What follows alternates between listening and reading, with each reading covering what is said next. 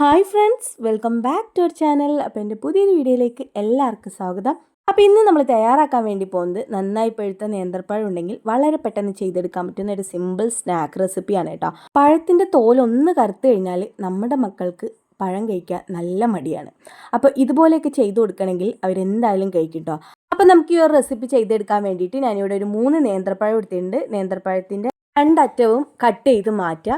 അതിനുശേഷം ഇതുപോലെ ഈ ഒരു ഷേപ്പിൽ കട്ട് ചെയ്തെടുക്കുക. അത്യാവശ്യം കുറച്ച് കട്ടിക്ക് തന്നെ വേണം കേട്ടോ കട്ട് ചെയ്തെടുക്കാനായിട്ട്. ഒരുപാട് തിന്നായി പോകരുത്, കുറച്ചൊരു കട്ടിക്ക് വേണം കേട്ടോ കട്ട് ചെയ്തെടുക്കാനായിട്ട്. അപ്പോഴാണ് നമുക്കത് ചുട്ടെടുക്കുന്ന സമയത്ത് കഴിക്കാനായിട്ട് ഉണ്ടാവുള്ളൂ. ഒരുപാട് തിന്നായി കഴിഞ്ഞാൽ പിന്നെ അതിങ്ങനെ പൊട്ടിപ്പോവും കൂടെ ചെയ്യും കേട്ടോ. അപ്പോൾ അതുകൊണ്ട് അത്യാവശ്യം കുറച്ച് കട്ടിക്ക് വേണം എടുക്കാനായിട്ട്. അതുപോലെ തന്നെ നിങ്ങൾക്ക് എത്രയാണോ പഴം വേണ്ടത് അതിനനുസരിച്ച് കൂടുതലായിട്ടൊക്കെ എടുക്കാം കേട്ടോ. വേണ്ടത് നമുക്കൊരു 3 ബ്രെഡാണ്. 3 ബ്രെഡ് നല്ലപോലെ തന്നെ മിക്സിയുടെ ജാറിലേക്ക് ഇട്ട് കൊടുത്തിട്ട് പൊടിച്ചെടുക്കുക. ബ്രെഡിന് പകരം നിങ്ങൾക്ക് റസ്ക് പൊടിയാണെങ്കിൽ റസ്ക് പൊടി എടുക്കാവുന്നതാണ് കേട്ടോ. പിന്നെ വേണ്ടത് നമുക്ക് മൈദയാണ്. ഞാനിവിടെ 2 ടേബിൾ സ്പൂൺ അളവിൽ മൈദ എടുത്തിട്ടുണ്ട്. നിങ്ങൾ എത്രയാണോ പഴം എടുക്കുന്നത് അതിനനുസരിച്ചിട്ട് മൈദപ്പൊടി എടുക്കുക കേട്ടോ. മൈദയ്ക്ക് പകരമായിട്ട് ഗോതമ്പ് പൊടി വേണമെങ്കിൽ ഗോതമ്പ് പൊടി എടുക്കാവുന്നതാണ് കേട്ടോ. ഇതേ അളവ് തന്നെ എടുക്കുക ഗോതമ്പ് പൊടിയും. ഇതിലേക്ക് പാകത്തിനുള്ള ഉപ്പും വെള്ളം ഒഴിച്ചു കൊടുത്ത് ഇതുപോലെ തന്നെ മിക്സ് ചെയ്തെടുക്കണം. ഒരുപാട് തിക്കും ആവരുത്, എന്നാൽ ഒരുപാട് ലൂസും ആവാത്ത രീതിയിൽ വേണം കേട്ടോ മിക്സ് ചെയ്തെടുക്കാനായിട്ട്. കട്ടയും തരിയൊന്നും ഇല്ലാതെ നല്ലപോലെ മിക്സ് ചെയ്തെടുത്ത ശേഷം ഒരു നുള്ളു ഉപ്പും കൂടെ ചേർത്ത് കൊടുത്തിട്ട് നന്നായിട്ടൊന്ന് ഇളക്കി കൊടുക്കുക. അപ്പോൾ പൊടിച്ച് വെച്ചിട്ടുള്ള ബ്രെഡും അതുപോലെ തന്നെ നമ്മൾ മിക്സ് ചെയ്ത് വെച്ചിട്ടുള്ള മൈദപ്പൊടിൻ്റെയും വെച്ച് കൊടുത്തിട്ടുണ്ട്. നമ്മൾ കട്ട് ചെയ്ത് വെച്ചിട്ടുള്ള ഓരോ നേന്ത്രപ്പഴത്തിൻ്റെ പീസും അതിൻ്റെ തോല് കളഞ്ഞിട്ട് ഇതുപോലെ ആദ്യം കലക്കി വെച്ചിട്ടുള്ള മൈദപ്പൊടിയിലേക്ക് ഇട്ട് കൊടുക്കുക. അതിനുശേഷം പൊടിച്ച് വെച്ചിട്ടുള്ള ബ്രെഡ് പൊടിയിൽ നല്ലപോലെ തന്നെ കോട്ട് ചെയ്തെടുക്കുക.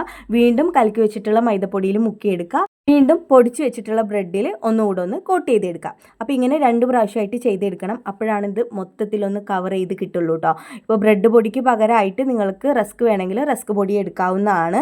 അപ്പോൾ ഇത് നമ്മളിപ്പോൾ 2 പ്രാവശ്യം ആക്കി എടുത്താലാണ് മൊത്തത്തിൽ ഇങ്ങനെ കവർ ചെയ്തിട്ട് നമുക്കൊന്ന് കുറച്ചുകൂടെ ഒന്ന് ക്രിസ്പി ആയിട്ട് കിട്ടുള്ളൂ കേട്ടോ. അപ്പോൾ എല്ലാതും ഇതുപോലെ ചെയ്തെടുക്കുക. എന്നിട്ട് നമ്മളിത് ഫ്രൈ ചെയ്തെടുക്കുകയാണ്. അപ്പോൾ ഇതുപോലെ ആക്കിയെടുത്ത ശേഷം എണ്ണ നന്നായിട്ട് ചൂടാവാൻ വേണ്ടി വെക്കുക. ചൂടായ എണ്ണയിലേക്ക് ഓരോന്നും ഇട്ട് കൊടുക്കുക. മീഡിയം ഫ്ലെയിം ഇട്ടിട്ട് ഫ്രൈ ചെയ്തെടുക്കുക. തിരിച്ചും മറിച്ചൊക്കെ ഇട്ട് കൊടുക്കുക. പെട്ടെന്ന് തന്നെ നമുക്കിത് കുക്കായി കിട്ടും. ഒരുപാട് എണ്ണ കുടിക്കൊന്നുമില്ല. മീഡിയം ഫ്ലെയിമിൽ ഇട്ട് കൊടുക്കുന്നത് ആ ഉള്ളിലുള്ള ആ പഴം ഒന്ന് വെന്ത് വരാൻ വേണ്ടിയിട്ടാണ് കേട്ടോ.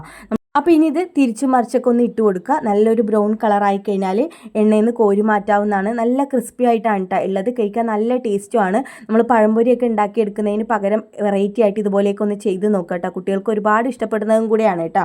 അപ്പോൾ അത് നല്ല പോലെ തന്നെ മൊരിഞ്ഞ് വന്നിട്ടുണ്ട്. ഞാനിപ്പോൾ ഇത് എണ്ണയിൽ നിന്ന് എടുത്ത് മാറ്റുന്നുണ്ട്. ബാക്കിയുള്ളതും ഇതുപോലെ തന്നെ ഫ്രൈ ചെയ്തെടുക്കുക കേട്ടോ. അപ്പോൾ തന്നെ അങ്ങനെ മൊത്തത്തിൽ ഇവിടെ ഫ്രൈ ചെയ്തെടുത്ത് ഇതുപോലെ ഒരു പാത്രത്തിലേക്ക് മാറ്റിയിട്ടുണ്ട്. ഇത് കഴിക്കാൻ നല്ല ക്രിസ്പിയാണ് കേട്ടോ. എന്തായാലും നിങ്ങളിതൊന്ന് ട്രൈ ചെയ്ത് നോക്കണം. നന്നായി പഴമൊക്കെ ഉണ്ടെങ്കിൽ തൊലിയൊക്കെ ഒന്ന് കറുത്ത് കഴിഞ്ഞാൽ കുട്ടികൾ കഴിക്കാൻ മടിയായിരിക്കും. ഇതുപോലെയൊക്കെ ചെയ്ത് കൊടുക്കുകയാണെങ്കിൽ അവർക്ക് ഒരുപാട് ഇഷ്ടപ്പെടും. സ്കൂൾ വിട്ട് വരുന്ന സമയത്തോ സ്നാക്സിനോ ഒക്കെ കൊടുത്തയക്കാൻ പറ്റുന്നതാണ്. നമ്മുടെ വീട്ടിൽ തന്നെ പെട്ടെന്ന് ഗസ്റ്റൊക്കെ വരികയാണെങ്കിൽ ചെയ്ത് കൊടുക്കാൻ പറ്റുന്ന ഒരു വെറൈറ്റി ഐറ്റം കൂടിയാണ്. അപ്പോൾ എന്തായാലും നിങ്ങളിതൊന്ന് ട്രൈ ചെയ്ത് നോക്കുക. വീഡിയോ ഇഷ്ടപ്പെട്ടാൽ ലൈക്ക് ചെയ്യുക, ഷെയർ ചെയ്യുക, കമൻറ്റ് ചെയ്യുക. ചാനൽ ഇഷ്ടപ്പെടുകയാണെന്നുണ്ടെങ്കിൽ ചാനൽ ഒന്ന് സബ്സ്ക്രൈബ് ചെയ്ത് സപ്പോർട്ട് ചെയ്യുക. പുതിയ വീഡിയോസായി വീണ്ടും കാണാം. Thanks for watching my video. By.